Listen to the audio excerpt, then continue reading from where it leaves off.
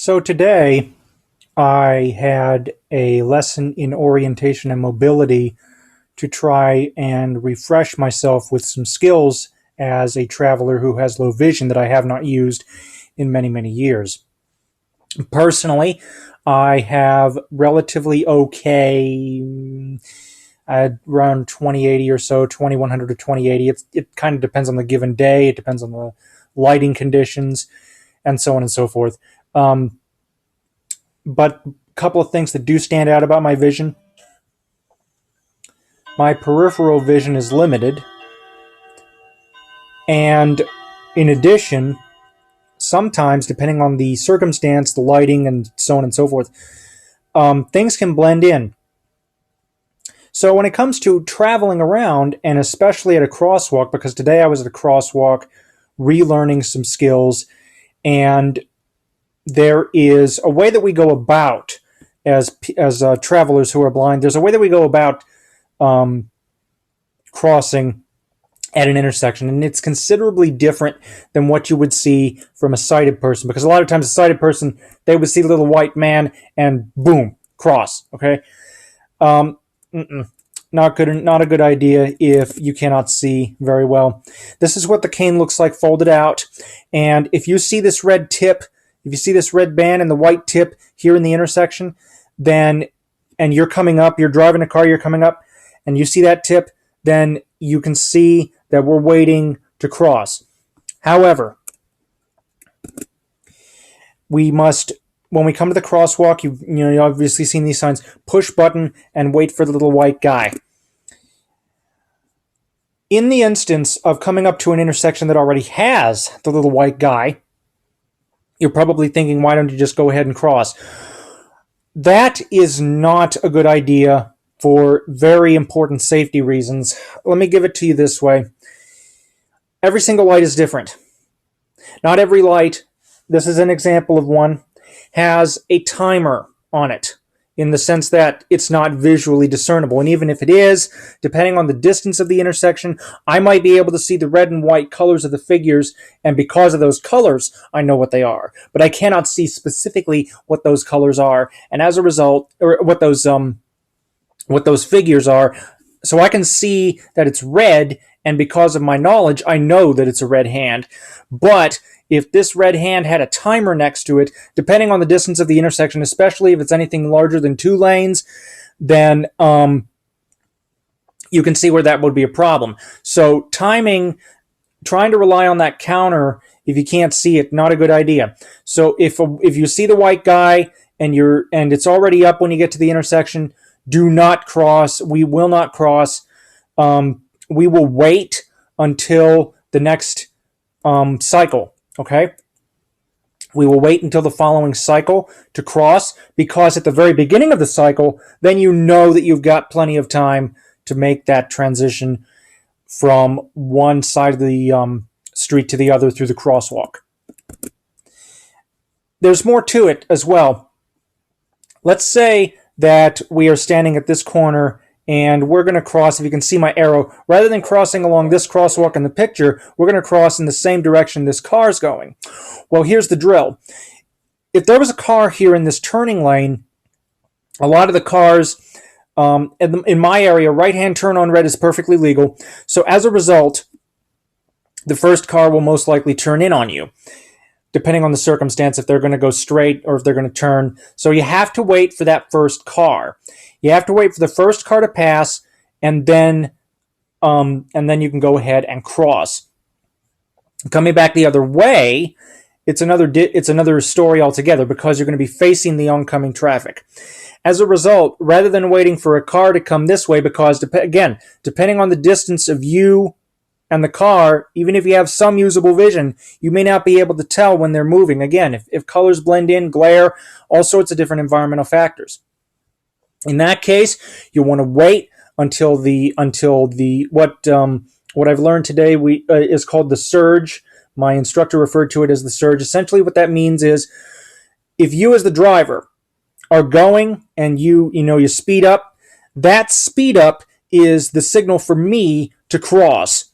Okay, so again, if you are at an intersection and you see me and you're thinking, why doesn't the guy cross the lane? The light is green on his side. I can't go. He can go. What's going on here? What's most likely happened is I have arrived at that intersection in the middle of the cycle. Now let's take it this way. If I arrive at an intersection and the light is incredibly short and I don't see the timer and I go ahead and cross and all of a sudden it changes, I could get run over. Okay? So you have to be patient. I got beeped at today. I got beeped at from a gentleman. Actually, it was a school bus behind some guy who was waiting for me to cross. So again, that's the main reason I'm putting out this video here, because I think a lot of people don't understand how this works. Try putting yourself in our shoes. If you can't see very well, then crossing the street is going to be a whole different experience. And you need to rely more on your audible cues. Now, yes, I've got some vision, and believe me, I do use it. But depending on the circumstance, glare, blending in colors. For instance, if there's a car across the intersection that literally blends into the pavement, let's say they're the same color as the pavement, the kind of gray, and they blend in so well that I can't see them, you can see where I'm coming from. Using the audio cues of the surge for the somebody coming across. But again, those audio cues are extremely important, and it's much better to wait till the beginning of the cycle, even if the light lasts forever. Because again, you don't know that, especially in an area like I'd like to see about traveling at some point.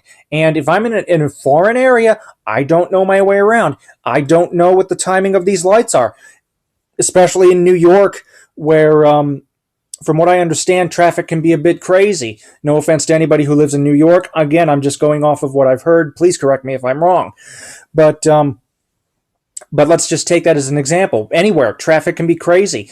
You don't know what those lights are like.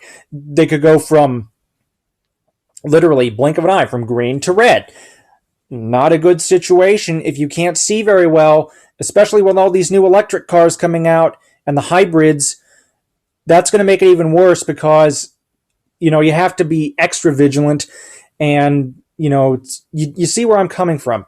So bottom line, if you see somebody who's blind at a crosswalk, don't expect them to and looks like they've been standing there for a moment or two, and you're thinking, well, it's white on his, it's okay to go on his end, why doesn't he go?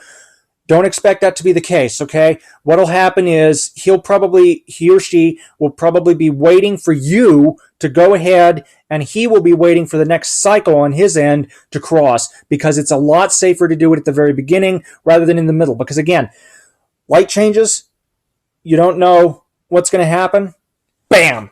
You could get injured. And I think that even for sighted people, that they should also wait for the beginning of the cycle. It's a lot safer that way, because at the beginning of the cycle, you know that somebody's going to stay put. And again, using one's hearing and any usable vision they have to make sure that the vehicle is going straight, you wait until the first vehicle has passed, right in between the first two vehicles, which can be a bit of a problem if you have a long distance between the two vehicles. Like, let's say there's somebody going across, driving through the light, and in addition to them driving through the light, there's maybe another car that's maybe 2 or 3 car lengths. In that case, we would wait. We as travelers who are blind would wait for the next cycle just to be on the safe side.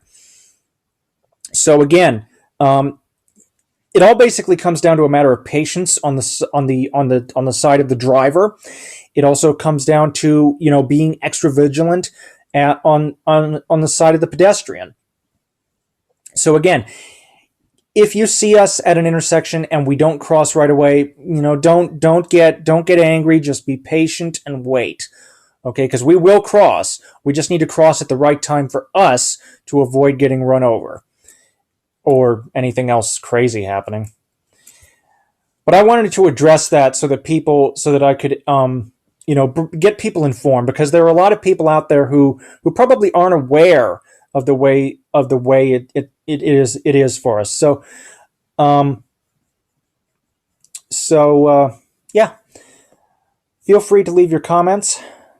Thank you for watching. Comments are welcome, and have a nice day.